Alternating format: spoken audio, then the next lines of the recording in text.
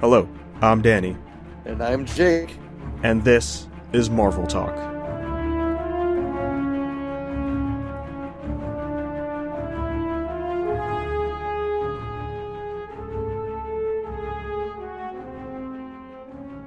Welcome back, everybody, to another exciting episode of Marvel Talk. We're going on a different lane, very similar to Marvel and the comics. Like it, right? Yeah, we're talking about Star Wars. Yes. The sci-fi Marvel. Yes, I mean, there's Dagobah Beach and and all that stuff there in the show.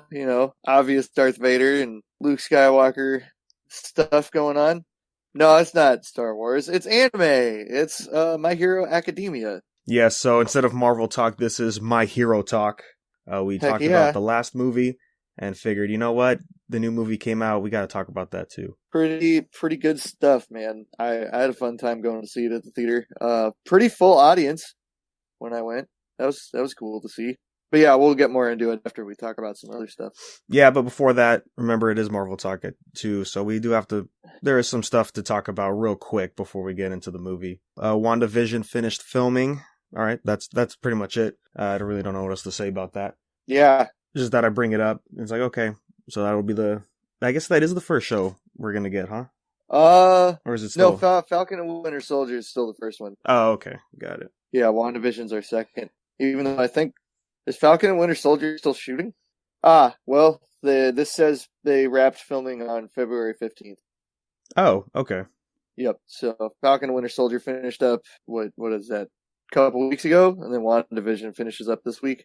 Mm-hmm. So that's about on track for release dates and stuff. And especially since I think WandaVision will probably have a little bit more special effects work going on. Yeah, that's what I figured, yeah, because with her powers and I guess them touching up Vision. But speaking of Falcon Winter Soldier, we did get some stuff from that as well. We got some look at a poster for U.S. agent saying Cap is back. Whoa. Pretty cool stuff. I like that there's this whole, like, kind of almost underground feel to how they're, like, advertising this new Cap.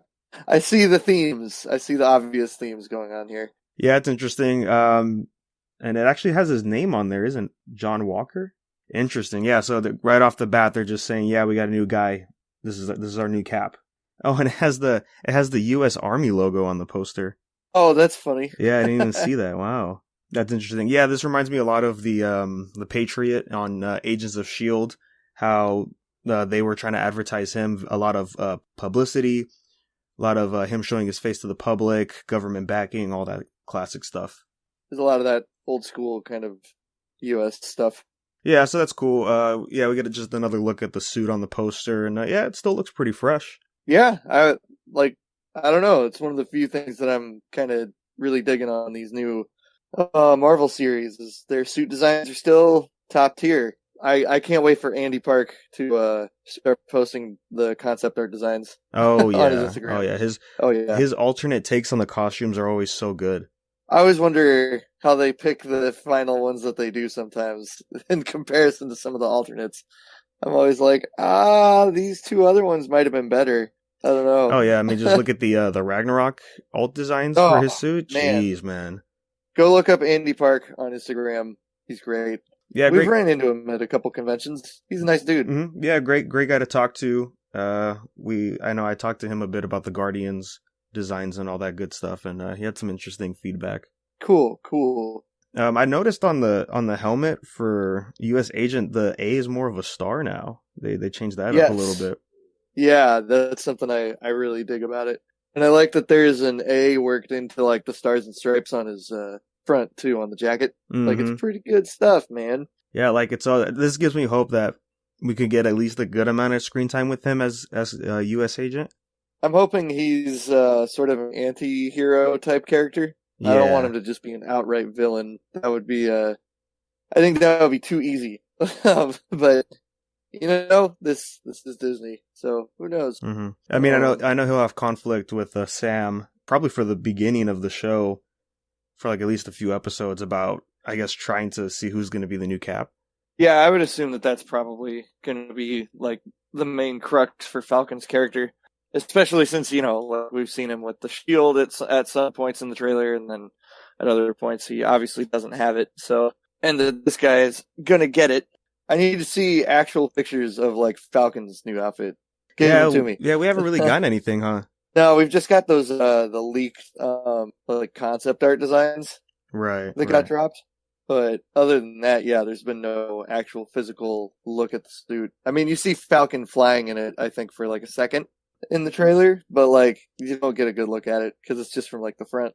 Well, cool, man. So yeah, that's pretty much it for Falcon Winter Soldier. Just waiting for, I guess, an official trailer on that, just to really see what we're gonna get into. Yep, and I think it drops August, right? Yeah, so, yeah, August 2020 for Falcon Winter Soldier. Yeah, a few more months, and then you got to wait 1 week per episode. R.I.P. Clone Wars, man. I'm loving it, but man, it's just like, just put it all out so I can just watch it. Like, so that's pretty much it for the Marvel stuff. But over on DC, we also got some set photos over there, particularly the Batman. And one four-wheeled compatriot to him. Yeah, we got a full look at his new Batmobile, baby. Ooh, and it is nice. I like it. I like it a lot, actually. Yeah, I wish it did have I wish it had a bat symbol on the front. That's probably my only thing that I'm like, could have used a bat symbol somewhere, but it's got like the subtle wings near the back, which is cool. Yeah, that's a nice touch, and we kind of get a look of the suit on here as well. It still looks like the same cape, suit. Finally, yeah, with the cape. Yeah, that's right. Yes, which I thought, like, when I was looking at those original pictures, I was like, I need to see it with the cape to see how it comes together, and I definitely like the look of it once it's all in one piece. Yeah, I like it in this photo too for the with the Batmobile. I know there's been a lot of people talking about how his like the little bolt, the crossbow bolts like on his arm, like on his forearms, are very reminiscent of Batman Year One. So a lot of people are saying it might be taking stuff from that. Okay, I could dig that. Yeah, I'm all about it. I'm like, yeah, I'm down. Good old fashioned origin story for the Caped Crusader. Every time I'm looking at the car, I think of Thomas Jane's Punisher. Like how he had his car set up, just like how the front looks near the engine. Yeah. Oh man. And I'm like, yeah, that's pretty 90s. It's got a nice muscle car vibe. Yeah, yeah. But yeah, I like the lights on the back too. Like the nice bright red stuff going on is neat. But apart from that, it's looking pretty good. Yeah, the back looks pretty crazy. How I guess that's the engine right sticking out, I would assume. Yeah. It's kind of like an Audi car. It's pretty good. I'm digging it. Now I know I did see somebody was posting earlier this week. There's some new close-up shots of Robert Pattinson in the Batsuit. Oh, okay. But I'm having trouble finding them. I know I've seen them. They're around, and they show it's actually Robert Pattinson like in the suit. It's not like the stunt guy or anything. I'm definitely thinking these ones are Robert Pattinson, obviously, on set. On set, yeah. But cool, yeah. So yeah, Batmobile looks great. Want to hear that engine? I'm excited about it. Yeah, I'm hoping that since it's a nice I like that it's not a tank. I like that we just have like a nice simple car. Like it feels a little more grounded, man. It feels nice. I like that it's like a Mustang too, kind of look on the front. Yeah, like a muscle car, like you were saying. Yeah, it has a real nice feel to it, and it really does complement how the suit feels. You know how it's like rough and like early design. Yeah, like all rough and tumble. Like this definitely feels like a Year One style story. Yeah, cool, man. So that's got me more pumped for this movie for sure. God, I wish I could find these pictures. Whose page did I see them on? Well, when we find it, we'll bring it up on the next episode for sure, guys. Oh yeah. And other than that, I mean, that's pretty much it. Slow news, really nothing else going on. We are 1 month away from New Mutants, though, so getting more hype for that by the day. Yeah, my Google notifications went off today and said buy tickets for New Mutants, and I was like, oh my god, it's Oh, real, it's nice. happening, it's actually happening. Oh yeah, and yeah, next Friday is Bloodshot, so I can't wait for that either. It's going to be some good stuff in the next few weeks, man. Yeah, I cannot wait. And yeah, so in the meantime, that's going to be it for all this quick news stuff. And now let's get into the real chunk of this episode, man. My Hero Academia, Heroes Woo! Rising. Awesome. So good. Oh, you know what? I just found the picture of Robert Pattinson. Oh, did you? It's on Instagram, so let me shoot that over to you real quick. Yeah, okay. All right. I was just like, wait a minute, I just found the shot. Dang it. That's great. Oh yeah, right. I think I saw this. Yeah, just a nice like straight on headshot of Robert Pattinson in the suit. I hadn't seen this one before, and I think it looks pretty dang cool. I like that he doesn't have to have black eye makeup because it's just like right up to his eyes, basically. Mm-hmm. Yeah, we've seen that plenty of time in the in all the other stuff. But now, the My Hero talk. Yeah, so this is the second and potentially final movie for the series, as the mangaka stated in interviews prior to the release. And not canon, right? The first one is, this one is not. I gotta say, it's a good... So the first movie's non-canon, but this one is canon? The first movie is canon, this one is not canon. This one's not canon? No. I mean, it's like, it could be like loose canon. Yeah, that's how some of the movies, anime movies can be. Like I said last episode, One Piece Stampede could totally be canon. There's actually, there's a few other One Piece movies where like there's canon in them, but they're not canon. I don't know. Feels like it could be, because they do enough in this movie to kind of keep it out of the realm of being like affecting the rest of the series. So like this could be a canon movie, but I see how they keep it separate. Kohei, the mangaka, yeah, he stated that this one is not canon. Yeah. Okay. Gotcha. But I'll get that. I'll get into that when we get into our spoiler talk. But right now it's spoiler free. Like you said earlier, Jake, you had a full crowd at your theater. Oh yeah, it was a massive turnout. Lots of kids too. Oh, nice. Felt very similar to when I saw Sonic just a few weeks ago. Very similar type of crowd. Lots of kids, but a lot of mid to young adult type people. So the regular crowd you'd expect to see for some anime stuff. Okay. Did you watch the English dub? Yeah. Saw it in the English dub. Yep. Yeah. Man, it was weird hearing all the English voices again after watching season 4 with the subs. Oh, that's right. It's not dubbed yet, right? Or something. Yeah, no, I haven't. I don't think there's been a dub release of season 4 yet, which is a shame, because I would love to hear it finally, but whatever. Yes, no, it was a good return to the classic voices that I'm used to. Yeah, I gotta say, I don't watch the anime. I read the manga, but I did watch the English dub for the film. That was the only Showtime I could go to. But I gotta say, man, I'm impressed by the English voice actors in this one. They were nailing it, dude. Yeah. Nine's voice actor. Oh my gosh. Ooh. Yeah, Nine. The villain for the movie is Johnny Young Bosch. He does. Oh, that's why I recognize his voice. That makes so much sense. Oh yeah. Beautiful. Yeah. He was great.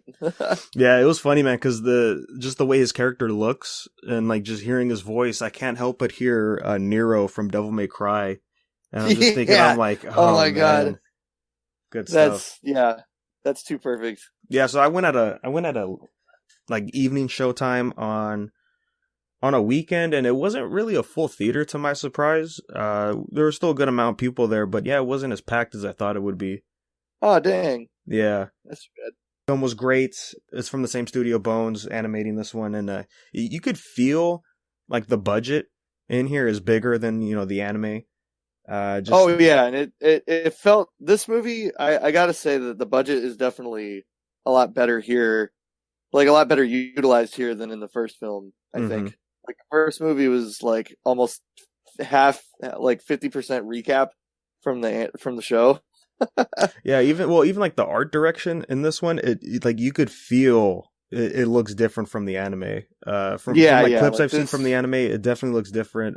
Whereas yeah, like in Two Heroes, that one definitely just feels like it's straight from the anime.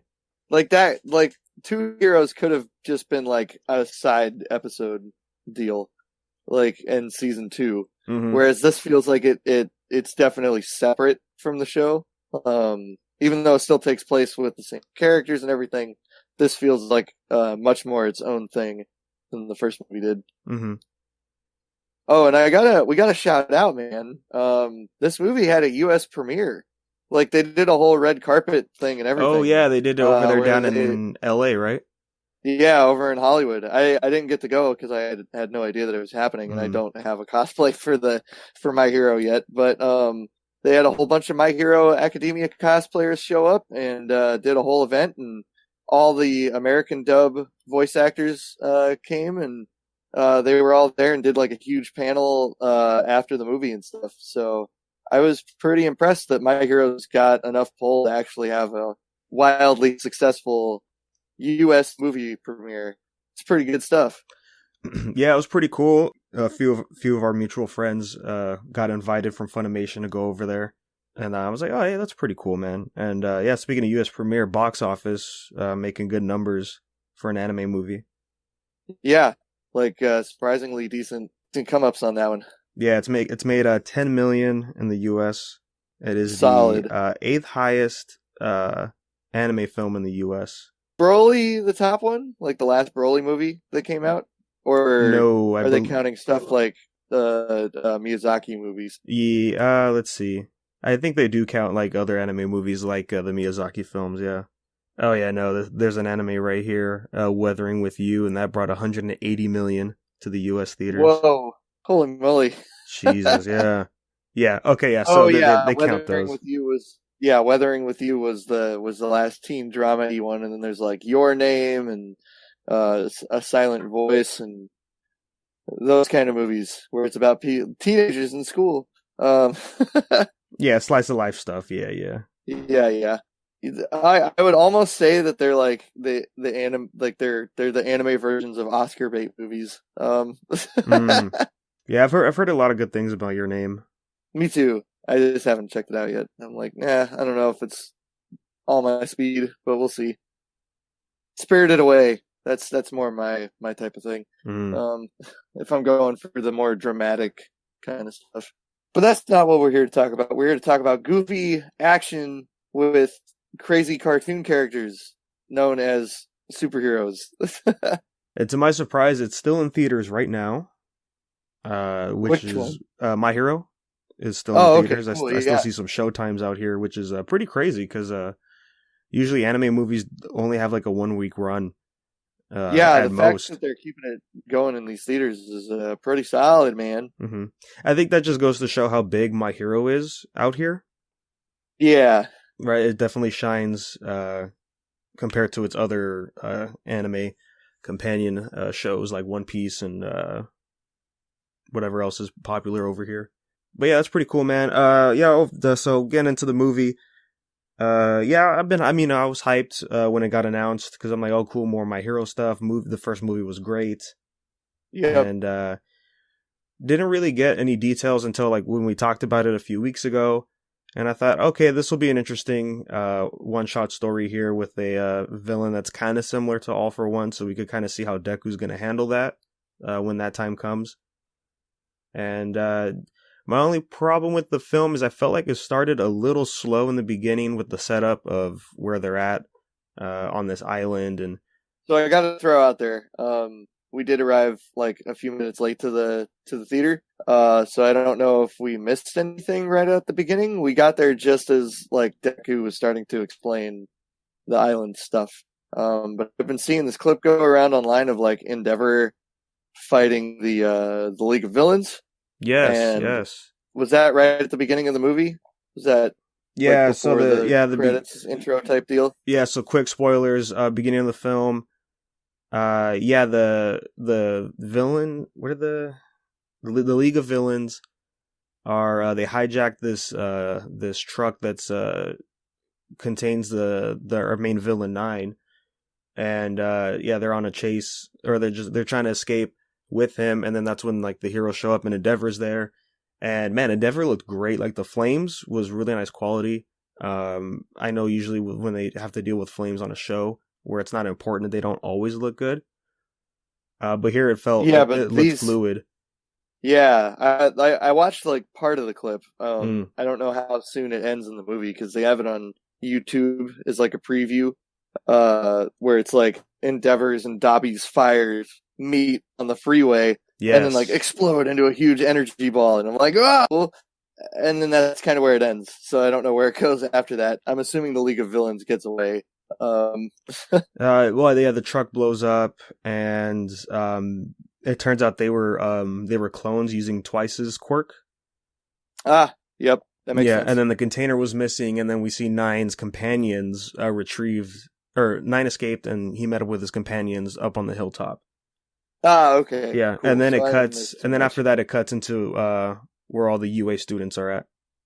Gotcha. Okay, so I didn't miss too much.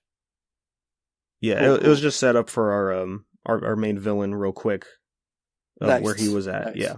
But man, that Endeavor armor, whew, that's good stuff, man. As we get into the rest of the film was really great stuff. Animation was really high quality, especially towards the end. Huge. I was like really surprised of how great it looked.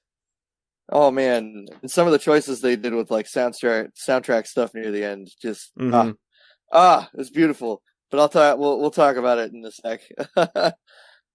Once we're in the spoilers. But I love the animation. I thought all the voice acting was great too.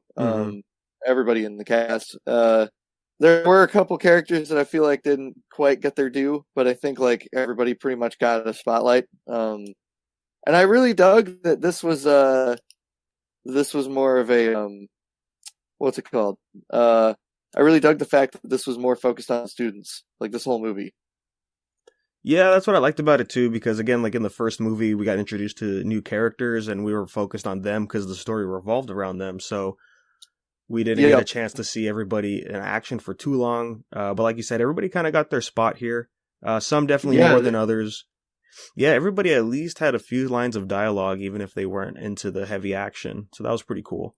Other than that, yeah, villain was great. The whole third act was really fantastic. Definitely a different feel of how you handle a villain while also having a large cast of heroes. Yeah, I thought that was the interesting part. I have some things to say about the villain, but we'll get into it in a minute. Okay, yeah. I like the other villains, I think, more than our main guy. But I'll get into it in a sec. Yeah, I have a few things to say. Yeah, for sure, that we could get into. Yeah. But I think other than that, yeah, music was great. We're just really, really impressed by the voice acting throughout the whole film. Oh my gosh, so good. I liked the new introduction of Hawks. I like Hawks. He's a cool character. He's a fun guy. Yeah. Which way did you see it? Did you see it subbed or dubbed? I saw it dubbed. Dubbed. Okay, yeah. His dub voice was good. Yeah, Hawks' voice was cool. He sounded like Sonic the Hedgehog a little bit. He had that cool guy vibe. You know what I mean? Yeah, it really, really fits him. Yeah, I was into it. I was like, this guy's like a Captain Falcon type of dude. I like it. Overall, I definitely say it's entertaining. I think there's a little too much tension of stuff between Bakugo and Midoriya. Like that, if you haven't seen the show, you're gonna miss out on a lot in this movie. So if you haven't seen the series, I don't know how good this movie will be. Separately from that, obviously the action scenes will be awesome, but in terms of the characters, people might be missing stuff there. Yeah, this is one of those, it's easier in the first movie to really get into, because not only they keep it pretty separate.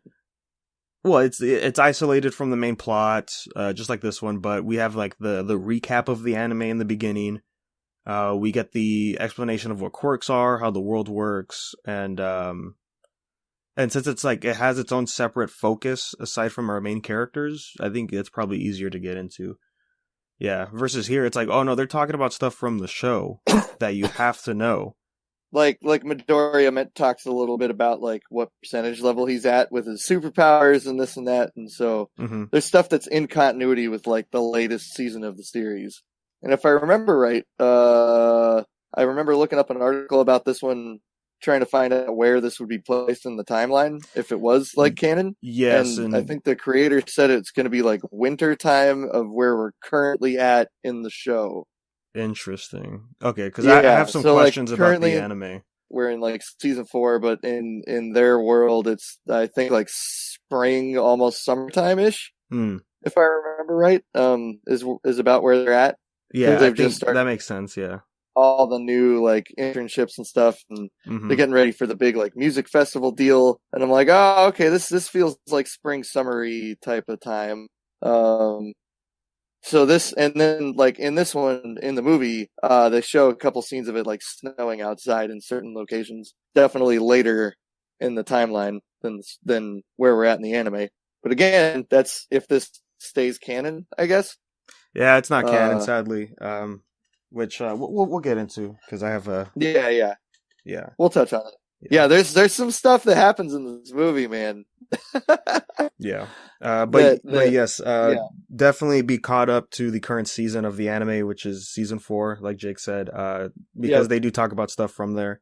And some of it's brief, some of it is, you should know this because it's also spoilers as well. So, but overall, I still think it's a pretty enjoyable film if you haven't watched the anime, and it's probably a good like taste tester to be like, do you like this kind of stuff, or give it a shot with the movie? I don't know. That's my recommendation. If you've seen the anime, you're probably going to love it. If you haven't seen the anime, you might be confused by it. Yeah, it might be confused, but like you said, it is a great place to test if you like the series or not. Because we do get that full round of all the heroes. Of at least the kids anyway. So that's definitely you get to see the entire class do stuff, which is awesome. That was like my biggest issue with the first one was just you didn't there's too much recap, I think, in the first movie. Yeah. For me to consider it an independent like thing.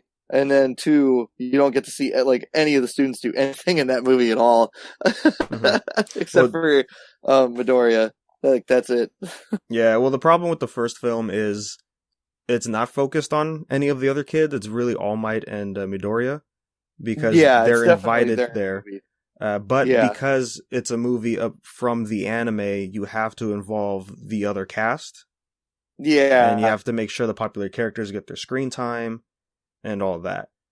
So, some screen time. Some screen time, yeah.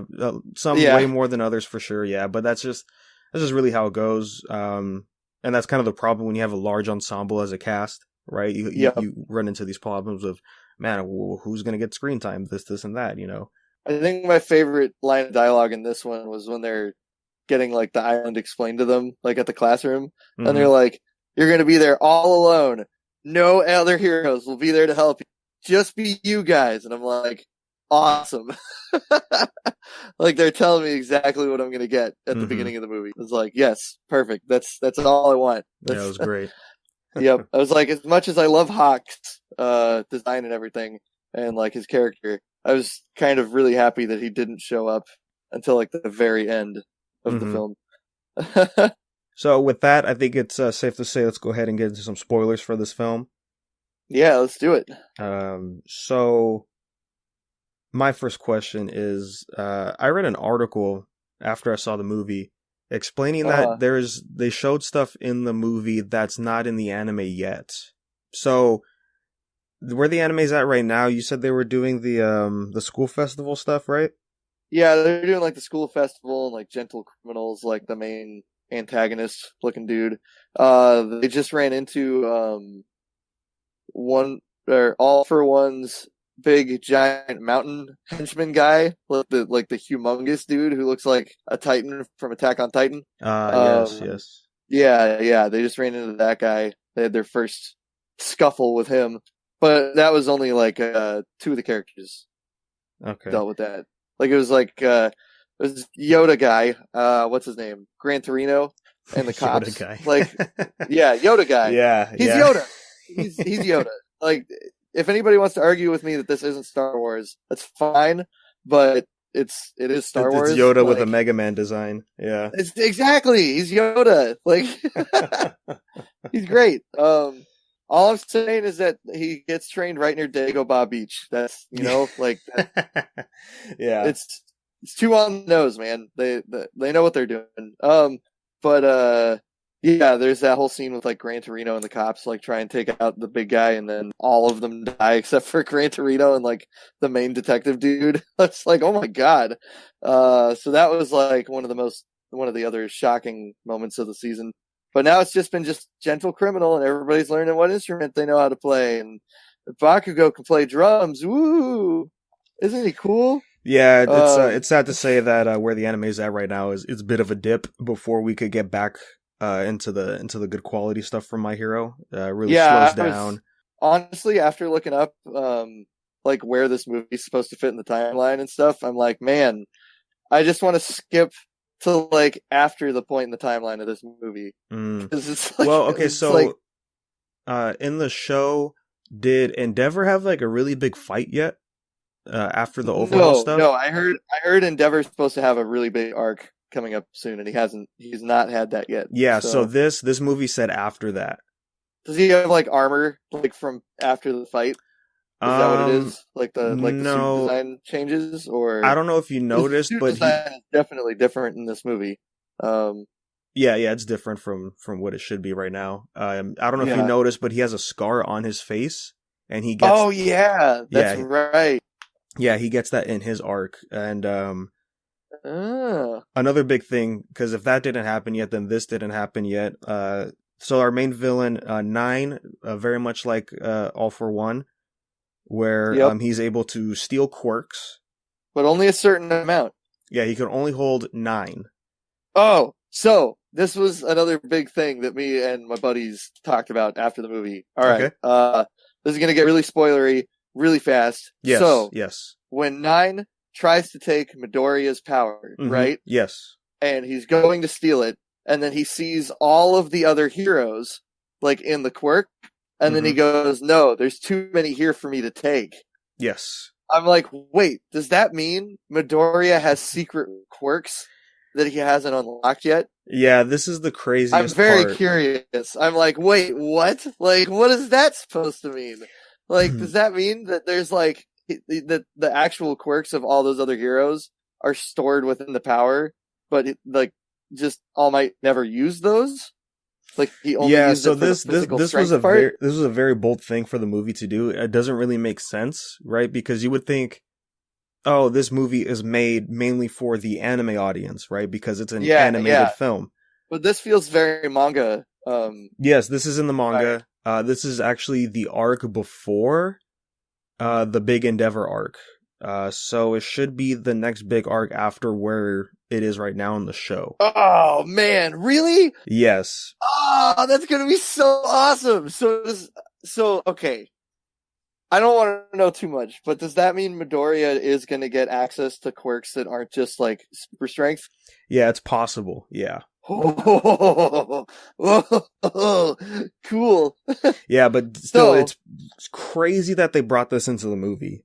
Yeah, I think that's such a good way to tease what might be happening soon in the anime.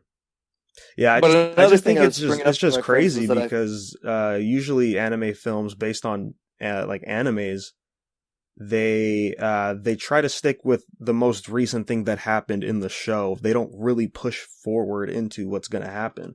Yeah, that's something I was saying to my roommates after we got out of the movie. I was saying that like I don't think they should have released this yet. Like I feel like this is too early for this movie to have dropped. It just because next year. I feel like there's so many things that they're going to explain not super soon in the anime that I want to know more about right now. And it's like, yeah, I know I could read the manga, but I'm not big on reading the mangas. Just because I don't want to spoil myself for seeing it in the animated version. But that's very interesting stuff. That was like my biggest question coming out of the movie was like, is he going to have more powers? And does this mean because obviously we have the moment, like, you know, later in the movie where Midoriya tries out his crazy idea. Mm-hmm. Uh, Yeah, we'll get to that later. Yeah. You want to talk about it after? Okay, because yeah, we'll talk about it. Yeah. Okay. Yeah. Cool. But yeah, so okay, that's interesting. That'll be interesting developments going forward in the series then. Yeah, just Very still interesting. baffles me of why they decided to throw it in there. I mean, it makes sense to how, you know, with Nine's ability and it has to happen, but still for it to happen before it shows up in the anime, just wow. That's Yeah, never seen that before. that's a trip, man. They're taking some risks, buddy, and I like it. I like it when these guys take risks and try different stuff. So this is good. But okay, what do you want to get into next? Just like the So yeah, overall story, the main focus in the movie is revolve around these two kids, and I'm glad they're not as annoying as I was worried they were gonna be when they showed up on screen. The little sister was the one that worried me the most, but then she ended up being okay by the end. Mm-hmm. So, and I love her quirk, her like hologram quirk. Yeah, it's fun, especially when she used it as a distress signal later down the line. That was pretty good. I had to say that was one of the moments that I wasn't a big fan of, just in the way that it was executed. Just because of how he looked. Yeah, the movie was just taking itself so seriously up to that point that like this goofy thing happening in the middle of like the big bad guys fight was like kind of that was a little too much for me at that moment. Like if it had just been Midoriya like being in pain and like all bloody and stuff, like that would have been completely different. But instead they decided to make him look like My Neighbor Totoro, which I was like, that's an odd choice. It's pretty anime movie tier. Like you would expect that in a different anime movie for sure. Yeah. I think just in the context of the scene itself, it just felt a little out of place. Yeah, it got pretty intense for sure during those moments. Like and I think that's probably one of my only complaints with this movie is that it's got a little bit of that Marvel jokiness to it, where it kind of just comes out of nowhere. That part, yeah, definitely comes out of nowhere. And there's a couple other scenes like that where it's like really serious stuff is happening. I can't name any off the top of my head. I'd have to see the movie a second time, but I just remember there being a couple moments where it's like, well, that's a really serious thing. Why are we making a silly joke right here? Well, My Hero also delves into the humor quite a bit. Yes, they do. Yeah, especially at random times too. Yeah, it can be very jarring. Oh, like I gotta say though, I loved Chimera's little moment with his cigar, where he lights it by breathing on it. Yeah. Chimera was great. Oh man, Chimera was probably my favorite of the villains in this movie. He was wonderful. Just the juggernaut of the team. Like, geez. Yeah, and a pretty like simple backstory, but it worked. I really like it. I really liked it. It was good stuff. Easy to understand motivations. Yeah, out of the minor villains, he got the most background, which was interesting. Yep. Yeah. I wish we got more of Mummy. Like, man, he was cool, but just it was none of his fight was pretty lackluster, I would say. Yeah, I gotta say it was pretty lame. Because we didn't really see Red Riot and the other guy do anything. They're just like, what do we do? And then Bakugo just did what he does and figured it out on his own, which was it was definitely a big Bakugo moment. Yeah, which I mean, the movie's titled Two Heroes for a reason. So yeah, Bakugo and Midoriya. So I do gotta say, we were talking about the basic story. Yeah, basic story. So our main villain, Nine, he had a what was his original quirk? The storm powers. Yeah. Okay. So I got confused right there because after he finds this guy after he escapes, right, and it's like, oh, he was compatible with All for One, and so he volunteered to be an experiment. And he was now able to absorb powers, but it didn't help his sickness to where his cells are deteriorating. Well, and he could only absorb 9 powers. 9 powers now. There was a very definite limit to like how many he could take. But yeah, the procedure caused his cells to deteriorate, which is what I would assume is the thing with All for One also. Like, that's why maybe he looks messed up as he does. It's plausible, yeah. It's very Emperor Palpatine kind of vibe going on there. You know what I mean? Yeah. Like, the dark side turns you gross and nasty on the inside. Mm-hmm. Uh-huh. But I thought Nine already had a sickness though. Like, his body was already deteriorating. That's why he volunteered to donate his body. Oh no! See, I had taken it that he just wanted more power. No, because he talks to his crew. He talks to his crew about joining the Legion of Villains, or the League of Villains, is because he's dying, and that's why when he comes out and he says, like, I can absorb powers, but my body's still wrecking. And that's why Chimera was like, oh, so you were an experiment for nothing then, because it didn't help his problem that he already had. I thought the cell deterioration started happening after he got the procedure done. No, I think it just didn't help it. I think it accelerated it, but yeah, he already had it. His body was already dying before he showed up. Okay. Yeah. So his main quirk though is the storm quirk. See, I didn't know that, because his solution is he has to find a quirk. He I guess All for One's power, we get a hint of what it actually does, is he could see people's quirks and understand what it is, which is pretty crazy. See, I thought that was one of the quirks he stole. Like, I thought that was like a separate quirk from the one that lets him steal quirks. Okay. Because I think, so the implication, I think, is that he's at 7, I think, he's when at we 8. see him at the beginning. He's at 8, okay. Well, he's at 8 when he gets before he heads to the island. He has 8. Okay. Which is weird that he would try to steal Midoriya's at that point. Well, because then he has room for one more quirk. But if he's at 8, then he would steal Midoriya's and be at 9. Yeah, that's and then he would be maxed out. Yeah, his limit's 9. Yeah.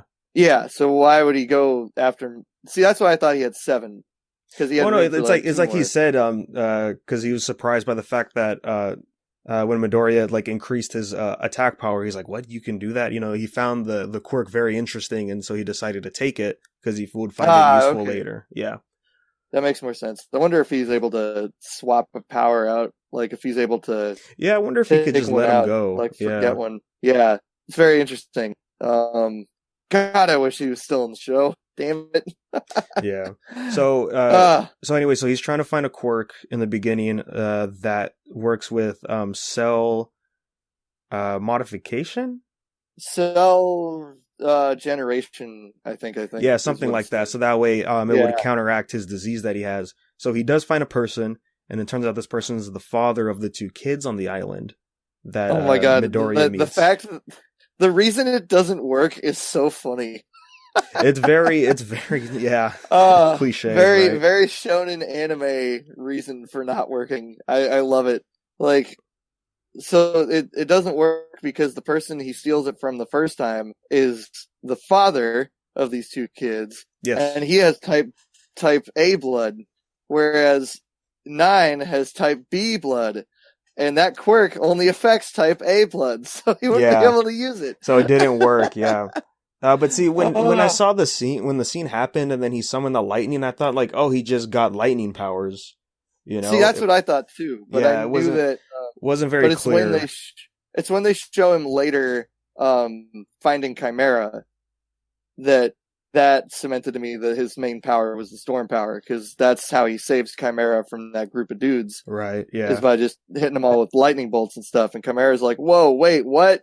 You're cool. Who are you? And then he's like, I'm a guy who's going to save everybody. And my name is Nine.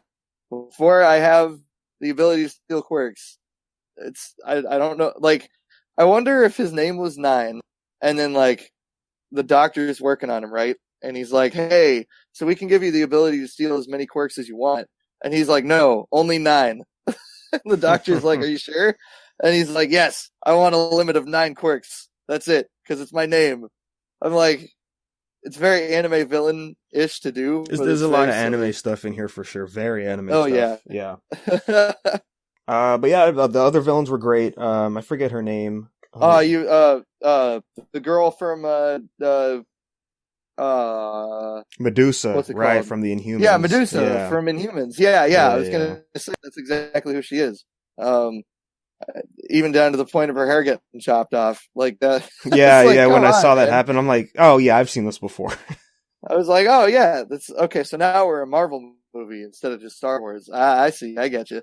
But yeah, all the other villains were cool. But I gotta say, I gotta hand it to them for giving everyone from Class 1A a chance to shine in this movie. Like, I think everybody had at least one moment, except maybe the Invisible Girl. She what did she do? She rescued people. Hmm.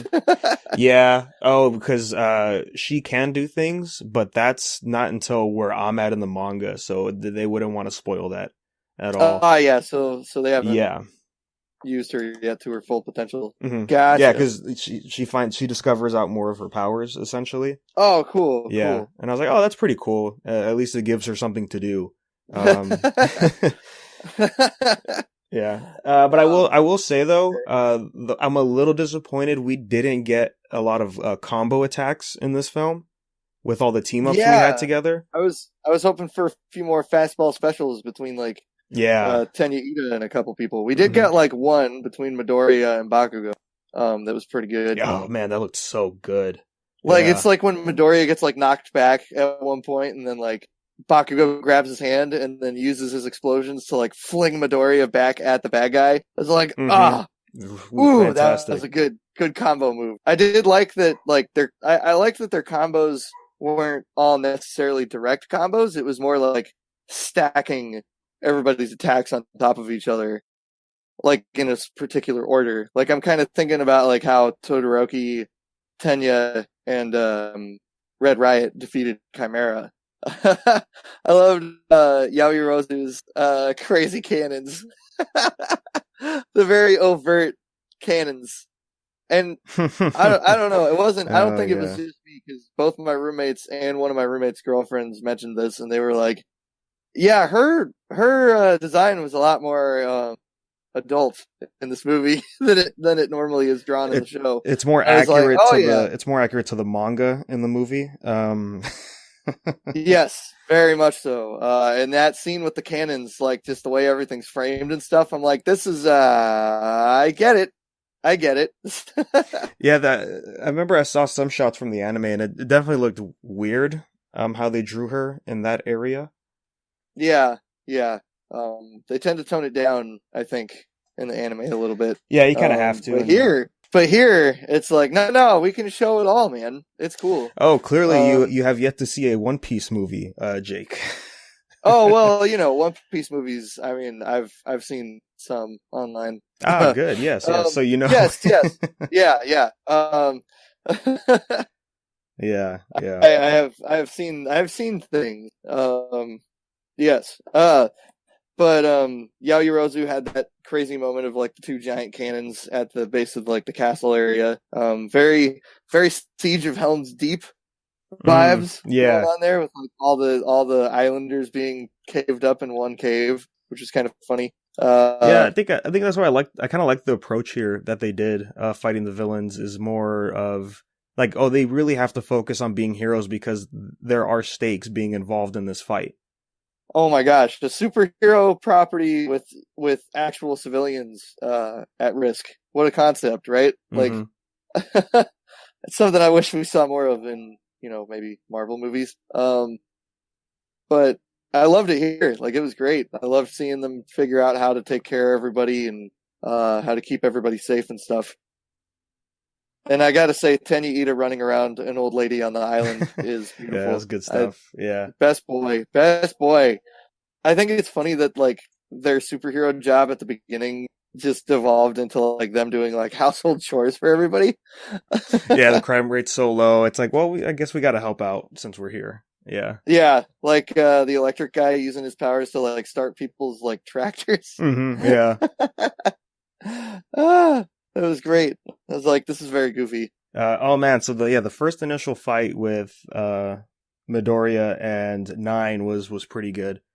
And the way it escalated too, and when Bakugo showed up, was really great stuff.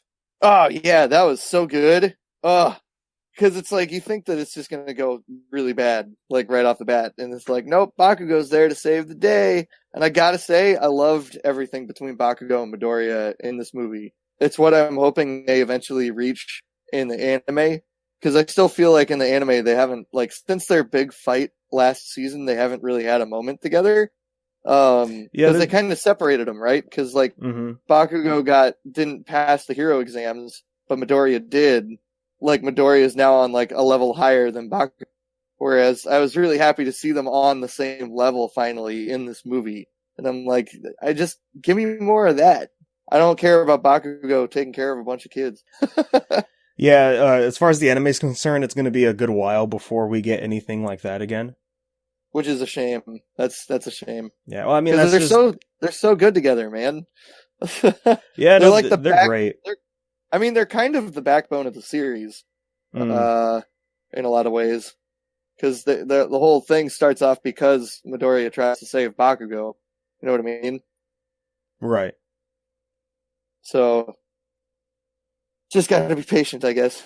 Well, it's just one of those things where, like, in the series, it's focused on a lot of different things, and here we can actually get them together. Yeah, so that was really good. Yep. Yeah. Other than that, yeah, the strategies they used to fight all the villains was great. I'm forgetting all these names, man.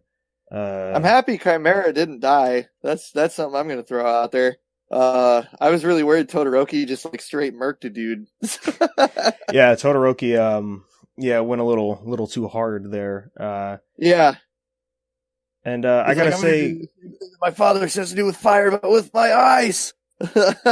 Yeah, I was surprised he did that because he has yet to do anything like that. Yeah, in the manga for sure, he hasn't done that yet. Oh wow! Cool. Yeah, so that was cool that they had some like anime only stuff or the movie only stuff in here for that. Yeah, like that was interesting moments. Yeah. I like seeing the lightning guy being able to shoot his lightning just kind of anywhere. Yeah, it seemed like he had better control of it here than he does in the show.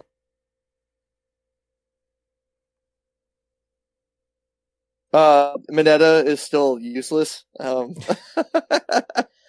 Yeah, his bits were just Mineta bits. They were there. Yeah. Yeah. For a second, me and my friends all thought that they made that they made a very conscious decision with the pink girl to do something very inclusive with her character, and then it was just her egging on Mineta's want for cute ladies. And I was like, wait a minute, what? Yeah, I got that scene for a second, and then it came back around to the joke, and I was like, oh, that's why she said it like that. That makes more sense. Oh, okay. Yeah, no, I knew right away. I was like, yeah, no, this is just for Mineta to do his thing. Yeah. Yeah, it was just like, it kind of came out of nowhere. I think it was just the way the dialogue was delivered. If she had specifically pointed at Mineta and been like, oh, Mineta, she sounded cute, or whatever, but she just kind of says she sounded cute to like the room. And I'm like, oh, it's an interesting choice to go with that character, but cool. We had an awesome Toriyama moment. Sorry, thinking about the pink girl just reminded me of Toriyama and they're teaming up. Yeah, he was so cool in there, and I don't know, I don't think they really show stuff and like hinting towards those two characters specifically, but when he got pissed off when she was knocked out, and man, she fell hard. I was like, oh geez. Dude, I was like, these characters are at very big risks. Yeah, they were taking some pretty serious damage in this movie. And to the point where, like, when they left the island, I was surprised that none of them had, like, bandages on them. I guess that happens when you have the cellular regeneration kid there on the island. Man, thank the Lord that Bakugo and Midoriya were both the right blood type, right? For getting their cells regenerated by the kid. I didn't even think about that until right now. That means we know what blood type Midoriya and Bakugo are. I guess so, huh? Yeah. I think that's how it works, right? Like, I think the dad could only probably help out people of that blood type specifically. Yeah, he explained it to Hawks when we went back at the end with them. That's what he said. Yeah. I guess I forgot about that. Boy, that's weird to think about. But Toriyama had a really great moment, going like Super Saiyan Dark, basically, with his evil energy beast. And I loved his Wolverine claws, man. Yeah, he's got those ninja tools on him. It was great. Yeah, I was like, I've never seen those before. Those are new, cool stuff, good stuff. I'm into it. Yeah, I don't remember if he uses those in the manga because where I'm at, it's been a while since I've seen these guys do stuff. But it was cool. I kind of wish that his fight went on a little longer. Got to see more of his berserk form. I wish we could have gotten like maybe just like 30 more seconds of fighting in there. Would have been good. And yeah, the way they took out the villains was, I think Chimera's was the best fight overall, besides 9. Yeah, besides 9 at the end. I mean, because he had like 2 really strong, solid battles. Yeah, in yeah. the movie. Because he has like the one on the beach where like it's basically they're all playing defense, in that moment, so they can't really do too much to him. Mm-hmm. Even though they're all trying, sort of like, to stop him, but he's just like just wiggling off their attacks like super easy. Mm-hmm. Yeah, yeah. I was like, how are they gonna beat this guy? Like, what is this? And then I loved like Chimera's like rage mode, when he goes like full on Yu-Gi-Oh monster. I was like, yeah, that looks like something like Pegasus would play out of his deck. Yeah, I'm not gonna lie. I was hoping they were going to switch up teams of fighting the villains. Like I wanted Red Riot to show up to help to fight Chimera. I felt like he would have been a good addition. He does help fight Chimera. Oh, you're right. I'm sorry. In the final fight. Yeah, I was like, what are you talking about? He was blocking the Kamehameha. That's right. Yeah. He gets Todoroki close enough to do the ice shot. Oh, I guess what I mean is I wish we saw more of him like going 1-on-1 with the big guy. Oh yeah, that would have been cool. Because I feel like with his quirk would have been able to do that. Like probably have him trade some punches back and forth. Yeah, that would have been nice. But hey, he still got a really good moment. He was able to do the full hardening or whatever he calls it. I forget. I think it's full hardening. Yeah. I really dug a lot of the fights and stuff. They were all really solid. I liked the like multi-stage defense and all the strategy and stuff too. I don't know if there's too much else we can get into there. I did enjoy some of the minor stuff that we saw with the characters, like all the mundane stuff going around the village or the island. Yep. And I like too how it took a while before everybody figured out what was going on, right? Because it's like, oh yeah, we're on an island, it's so big, yeah. And then having like the cell phone towers like get like knocked out and stuff like that, I loved that even the bad guys still had like a strategy for how to take over. Mm-hmm. Yeah, it was good stuff. Why do they have to do emergency ration stuff? Don't they have like a grocery store full of food somewhere on the island? I'm confused. And then also like all over the island there were fires at one point, like in one shot, and I was like, there's only 4 villains and they only attacked like 2 places. Like I was like, that's a little silly. There's like 1,000 people on this island. Yeah, it didn't really make well that shot was towards the end, wasn't it, of the movie? Yeah, it was a little later on, but I guess I hadn't really taken it that like the villains were just like constantly attacking different portions of the island. No, I think that was mainly like, 9. It seems like once 9 got knocked out, like, oh, I guess it was 9's storm powers or something. Yeah, because he also goes berserk at the end of the movie. Yeah, and I think because he was just like summoning giant tornadoes all over the place. Yeah. I'm thinking it's before that, because it's when they've regrouped and both teams are like taking a break, and like 9's got to recover from the first out with a cellular G-generation thing. Right. Well, I know the mummy guy was doing some damage before they bumped into him. Yeah, but like his was all limited to like the town center or whatever. Yeah, that's true. Yeah. I don't know. It just I think they used a shot that should have been later in the movie or too early. Which happens, it is anime. They tend to reuse footage here and there. But that's a nitpick. That's a nitpick. That's not anything major. Right, yeah. I can fix that. But should we talk about the big final moments of this movie? Yeah, so let's go ahead, man. The big deal questions, the big deal things that need answers. Like, whoo boy. So this final fight of the movie, they just can't beat him. You know, even though he's being strained on his powers, they finally weakened him. Midoriya and Bakugo they just don't have enough to finally take him down, especially after 9 breaks his limits, I guess. You know, Yeah, he does the limiter removal thing. He opens the 9th gate. You know, he opens Yeah, the 9th, yeah, the 9th yeah. Lotus Gate, and he goes full Rock Lee in this moment. Like, Yeah, just oozing out this purple stuff that's, I guess, like helping him with his oh yeah, his like crazy energy that he's flying around with. Those things were it was dope. Ah man, his character design at the end was excellent. Yeah, really cool stuff. I prefer him with the mask on, because Yeah. like, when he took it off, I was like, it doesn't feel the same. Yeah, I can agree with that. I honestly thought I got him confused, like the maskless version of him confused, with one of the spirits inside One for All.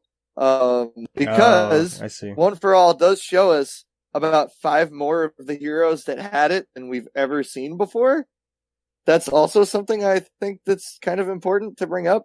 I think, like, in the past, we've only seen, like, 3 or 4 of the people, like, whenever they do, like, a flash of the silhouettes of the heroes that have had it. You know what I mean? Yeah. We've only seen, like, 3 or 4, but this time we saw all of them but, like, 2 of them.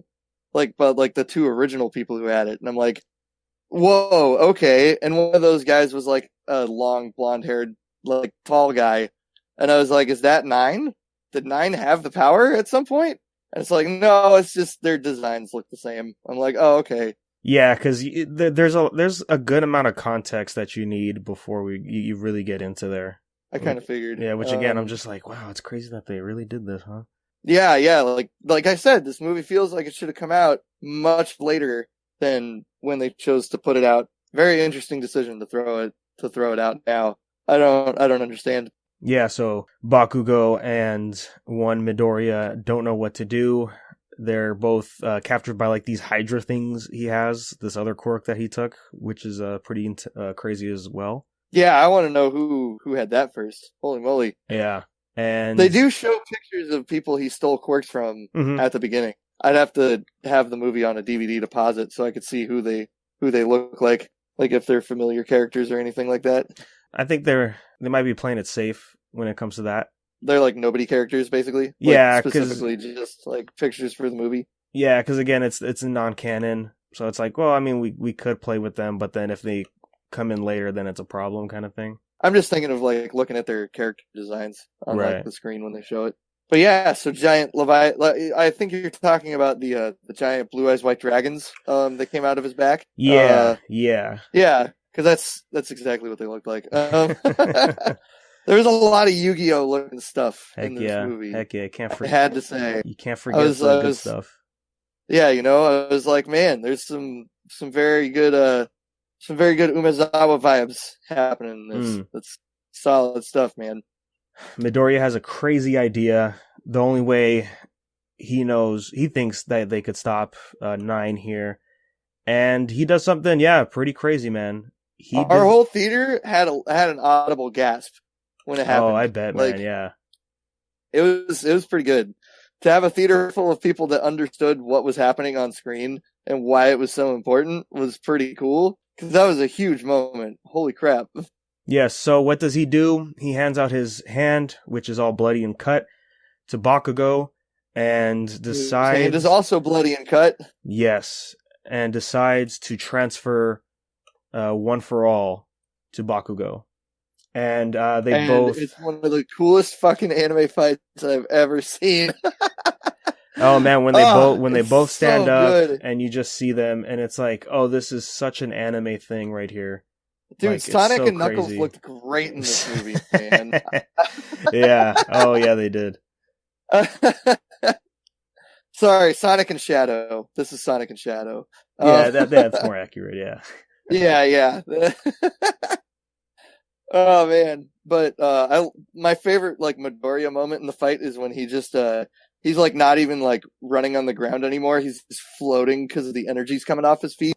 Yeah, Like he's yeah. like skating on the energy, and then like Bakugo like pushing through like the rock with like his hand just melting it. Like, oh, dude, it was That so good.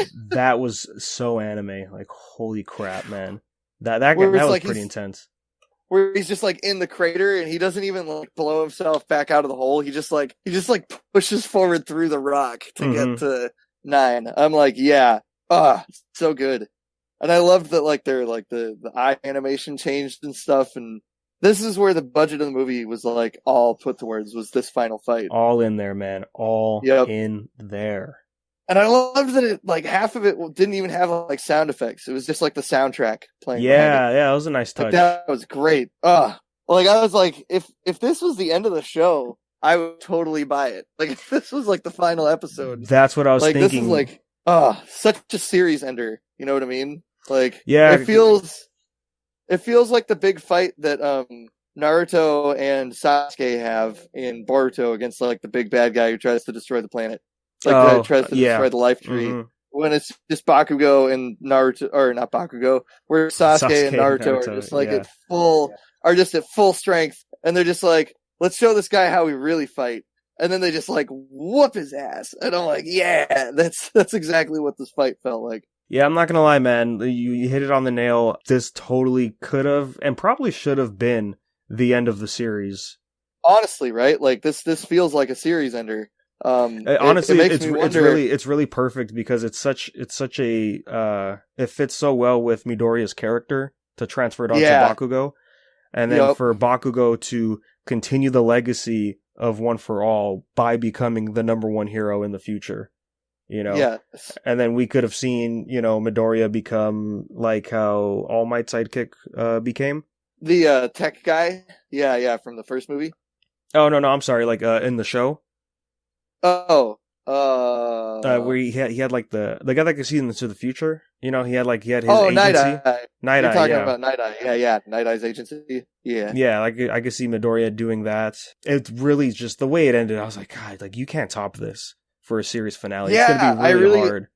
I really don't know what they're gonna do in the actual show to be better than this ending, because this ending was so, oh man. But you know, who knows? This parts of this obviously reference canon things in the future. Potential things, yeah. You know, so who knows? Maybe this movie will have more effect on things going forward. Mm-hmm. We don't know yet. Because that was something I had, like, I was wondering about at the very end. I was like, does that mean, like, because obviously they explained it away in like the most like ham-fisted anime, like we're gonna just like not worry about it right now kind of way possible, where they say that Bakugo completely forgot about the fight. Oh yeah, the very basic, and the powers, powers magically went back to Midoriya, that kind of stuff. Where I'm like, I don't know if that's how. I don't know because they don't really like. That's just what Midoriya says happened, but the way All Might reacts to what's going on in that final scene kind of makes me think something else happened. Yeah, which again makes me say that this should have came out after we got that stuff in the show. Yeah. Like I don't know, like I'm obviously not caught up on the manga, so I don't know if this theory will ever pan out. But like my basic theory with this one is that Midoriya split One for All. Like One for All split itself between him and Bakugo. But for right now, it's just dormant in Bakugo because Bakugo doesn't remember the experience. And maybe later in the anime, that might resurface. Who knows? This movie definitely gave off vibes that it's like, well, Midoriya does become the number one hero, but that doesn't mean there couldn't be two number one heroes later on. Maybe Bakugo and Midoriya both become, like as a team, the number one hero or something. I don't know. Yeah. I gotta say that I was a little disappointed that they didn't just go for it with such a risky ending, like to just keep Bakugo having the power going forward. Because I understand why they wouldn't do that because it would be so effectual to the manga or to the anime. And like people would be so mad that we're stuck in the gentle criminal arc right now, and we have to wait however long for Midoriya to lose the powers. I definitely thought it was big and risky, and it was very interesting the way that they played it. So I gotta commend them for that at least. Yeah. So now my biggest worry for My Hero's ending for the series is like I kind of hope they don't copy this. Because then I feel like, well, we just got this like so and so years ago. Yeah.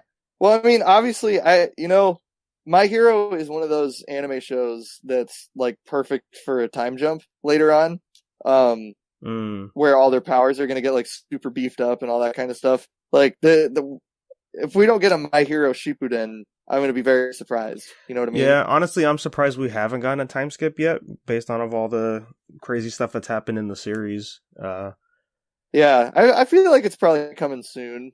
The only thing I can think of is the break before they enter their second year. Are they at that point in the manga where they're in their second year? No, already? Not yet. We're getting close. Okay. Yeah, they've talked about how like, oh, we're gonna have Kohai soon. We're gonna have to like be respectable role models for this new year that's coming in. I don't like if we don't get it now. I don't think we're really ever gonna get a time skip for the series. And you know what? They kind of balance it out, right? Because usually with a time skip, it means we're getting time off of our characters. They have a chance to do things, and then when they return, they're showing off all the new stuff they learned. And the manga's already kind of doing that by focusing the story in other areas of the My Hero universe. Okay, kind of like giving certain characters a break and then putting other characters more forward. Yeah, like, okay, let's talk about like what's going on over here, and let's do an arc or so about these characters, and then when we come back over here, we're like, oh, hey, look, everybody was still doing stuff while we were doing this other arc, and now they're showing off what they did. So it's kind of like a fake time skip. Yeah. Interesting. Yeah, it's kind of like a built-in like type of thing. Having such a big cast definitely lends itself to that. So yeah, this series has a really big cast, and like One Piece has a big cast, but they don't focus intently on all these characters, much like My Hero does, I would say, because the characters in One Piece is solely like arc for arc, and we could really focus in on them. Whereas here, it's like, oh no, we're still focusing on everybody all the time. So yeah. So I gotta give props to Kohei for being able to manage all that, because I've seen mangas with a classroom ensemble, and they become forgettable, and it's just the pacing of the writing and everything. Yeah. Which anime is it? Is the one that's the one that's like about gambling and stuff, where they're all like at a college or high school or whatever. Katakuri? Katakuri? I think I don't remember the name of it. I think they all wear like red and black outfits. Yeah, that's the one. Yeah, it's on Netflix. Yeah, and it's like a gambling high school or whatever. Like there's like a whole hierarchy to it and stuff. Oh, okay. Yeah, that one. I think that's the one on Netflix. But that one kind of ended up being like that, where it was like, I don't really care about any of the characters after like 3 episodes because they all kind of act the same, sort of. I gotta say, I'm happy that the animal guy got to do a thing in this movie too. Like I forget, like he called a bunch of bats or birds down or something to like save Midoriya, right? Animal guy. Yeah, the guy who talks to animals. He's got like the weird shaped head. He looks like an alien man. Oh, he has like those like long dog ears that flap down. That guy? Is that what he has on his face? I don't remember. I'm trying to blank. I don't. He's the guy who doesn't like talk at all, except like to animals. Like he has trouble like talking with other people. Oh, okay. I don't remember that part. He's got a goofy looking head. But yeah, I think he saves Bakugo Midoriya or somebody at some point. I'm trying to remember exactly what he does. Oh yeah, like the top of his head's kind of like a rock, right? Yeah. He's the weird looking guy. Koji, that's his name. Koji Koda, man. He's a weird looking dude. Right. Oh, okay. Yeah. You know what? Yeah, I think he did. Now I'm thinking. Yeah, he did like a big bird save or something. Like a bunch of animals came in and attacked. I gotta say the tape elbow guy Sarah? Man, he was solid in this movie, man. Yeah, He was doing yeah. all kinds of stuff. I was very surprised that they were like, yeah, look, we can use him in all these really interesting ways. Mm-hmm. Oh, yeah. That's pretty fun. Yeah, his movements were nice, so fluid. Oh, man, you're a Rocco with like the giant rock drop, too. Mm-hmm. Oh, that was so good. I gotta say, too, with Aoyama with the belly cannon, or the belly beam, and like how he just shot it out maximum potential or whatever he said. I was like, oh, that's pretty cool. And I love that it doesn't just come out of his belly on this new outfit. It comes out of like the shoulders and the knee pads and stuff too, so he can do like a super Kamehameha. I'm like, dude, that's great. It makes me really want a time skip with all these characters to see them all at like their peak power levels, you know? Like if they're already this strong while they're just in their first year of school, it's like, oh my god, can you imagine how strong these people are going to be like later? Whew. Yeah, I really wonder if the series is going to go through all 3 years. Yeah, I don't know. Because, I mean, the framework of the show sets up for us to see Midoriya as the number one hero at some point. But we just don't know. We just don't know when yet. Yeah, we'll see. I mean, I don't know. The way the manga's going right now, I can't see it going them to graduation at the end.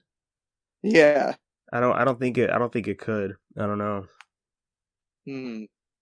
Yeah, we'll see. We'll see what happens with the chapters with this month, because it's getting pretty crazy, man. It's getting good.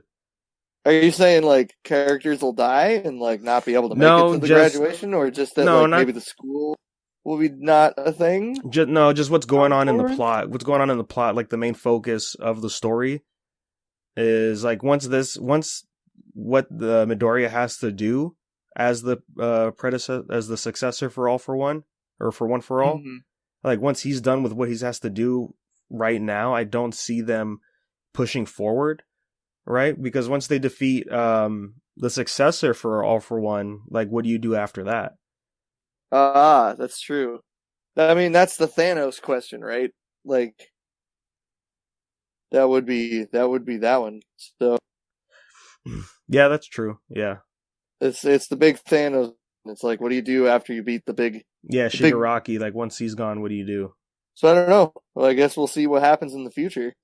But right now, my hero is looking pretty sweet, pretty dang good.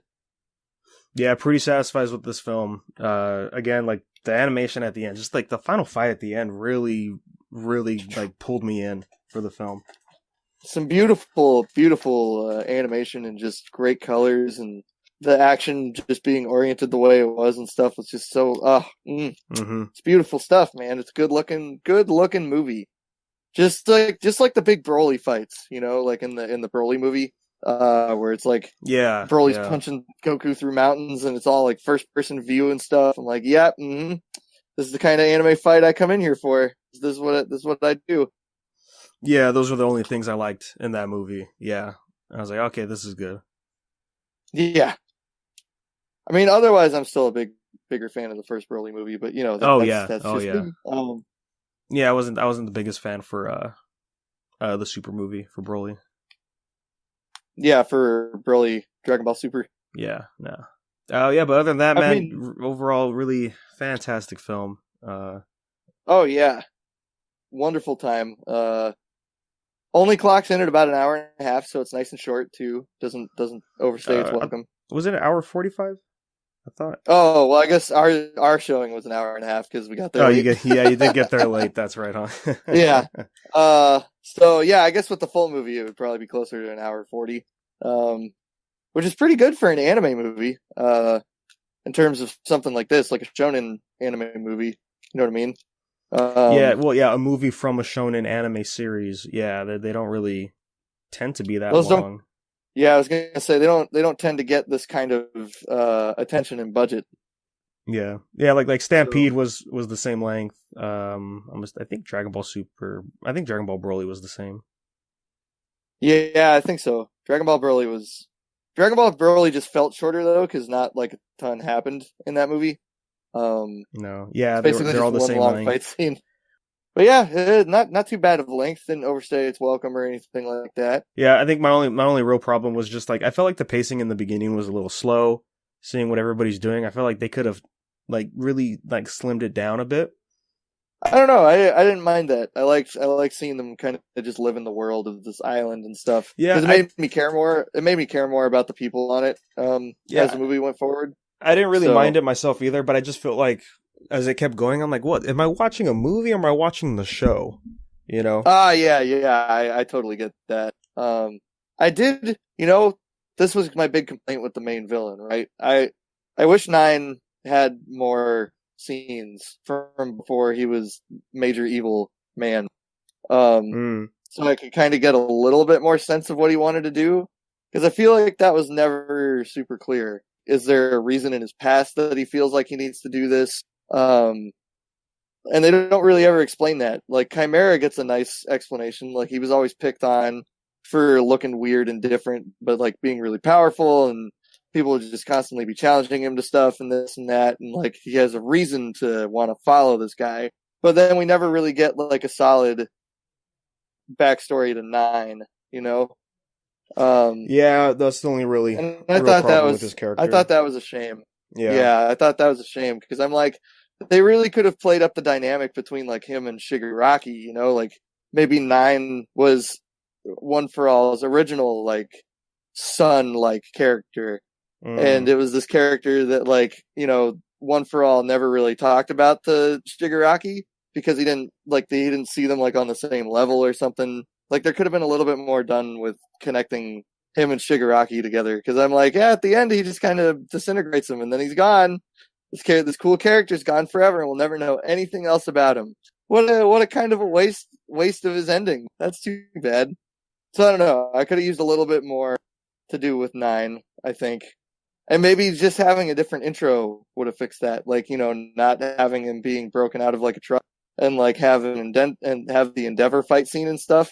Like maybe because I didn't even see that stuff, but knowing that stuff was at the beginning, maybe you could have cut that a non-action scene where it's him and Shigaraki are dealing with each other. Oh well, they didn't do that, so yeah, that would have been nice. Oh yeah, there's like that whole dialogue scene with like Twice and Togeda and everybody like in some hideout somewhere where they're just talking about stuff, and then I'm like, why is this in the movie? Yeah, it was weird to see him in there. I guess just to have him. Yeah, it's like, well, they're in the show, so they got to be in the movie. Yeah, that's what it comes at. Well, plus they were in the beginning too, I guess. So. Yeah. So they were in the intro bit. So. Yeah, but yeah, we see Shigaraki just disintegrate Nine. Everybody gets the big moment, man. Yeah, I gotta say, I wish there was just a little bit more of Nine in this movie. Yeah, I like Johnny Young Bosch in here as Nine. I mean, it's just Johnny Young Bosch voice, but still, it was nice to hear it. I mean, he always brings like so much passion to any role he's working in, so it's like just hearing him like deliver all the lines and stuff. So like it wasn't like casual like some of the other villain characters tend to be when they talk and stuff. It was very like he understands how to voice act. Yeah. Doing it for a long time. He does now. a very good job. Oh, the scene with Midoriya and All Might was great. Oh, the one at the end where yeah, when he's telling him that apologizing and stuff. Yeah. Yeah, that was some that was some emotional stuff, man. Yeah, really good stuff. And see, again, that's where I'm like, yeah, this just could totally be the end of the series, man. I was honestly like, are they really going to change the anime like this hard right now? Like, oh my gosh, is this where we're going to do it in a movie that you have to go pay to see in theaters? Ooh, boy. I was very curious about that, but didn't end up happening. And they explained it away in like the least interesting way possible at the very end of the movie. Midoriya just explains it away in voiceover, which I'm like, oh, okay. But at least Bakugo has like a moment where he's like, what did you do to my hands? So I think that's all I got to say for My Hero, Heroes Rising. Yeah, I got to say, I enjoyed the heck out of it. Well, and like we said, we'll see how non-canon this movie ends up being going forward.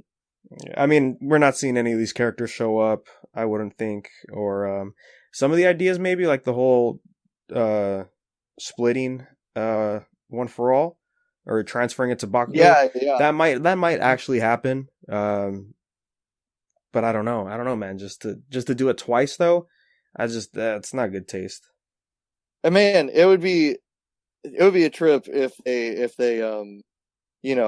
It would be a trip if they set it up that Midoriya somehow got Bakugo's powers from doing that. Yeah. Like he's able to just steal people's powers if he gives One for All over just for like 10 seconds. But this could all lead to some big twists that One for All is actually All for One, and they're actually the same power. They've been the same power the entire time. I don't know. I'm just making theories at this point. But yeah, we'll see, man. We'll see what's going on for the future of My Hero. Right now, we're not getting anywhere near what we just saw in the movie. So, but man, it was cool seeing Midoriya hit 100% again. That was some good stuff. Oh yeah, definitely, man. Yeah. Ooh. And man, it's like seeing him hit 100% here, and then comparing it to like the animation of him doing it like just recently in the show. I'm like, man, this makes the Chisaki fight look like a couple of toddlers like slapping each other. Yeah, it really overshadowed that Chisaki fight hard, man. That was, dang. That's the wonders of the budget for movies. Yeah, it's pretty crazy. How much better that can get. I also thought it was interesting that this movie had like no of Eri whatsoever, like nothing. Like she didn't even come up. Yeah, I mean the only real mention of season 4 was the erasing quirk drug. That was it. Yeah, they mentioned that one for like a hot second, and then I think like the other major reference, I guess, is Midoriya keeping track of his power level. He's like, I can only max out at 20%, which is like what he just got to in the show. Oh, right. Currently. Yeah. Yeah, man. Can't wait to grab this up on Blu-ray, add it to the collection. Definitely want to rewatch it at home when that happens. Yeah. And way better than the first movie, for sure. Because it didn't have the big CG villain to fight at the end. So that was cool. Yeah, it was nice that all of this was hand animated. At least that's what it looked like. So that too, yeah. So I think with that's going to wrap us up this episode for My Hero Talk. As we're bringing it to a close, remember MarvelTalkCast on Instagram to stay updated on the show. MarvelTalkPodcast@gmail.com. If you have any questions, comments, concerns, what do you guys think of My Hero? Heroes Rising. Would love to hear your thoughts on that. And Jake, where can we go find you? You can find me anywhere on the internet at Corruption Cosplay with K's. Well, what about you, Danny? Where can we find you? Of course, you could go find me at Negator7 anywhere on the internet.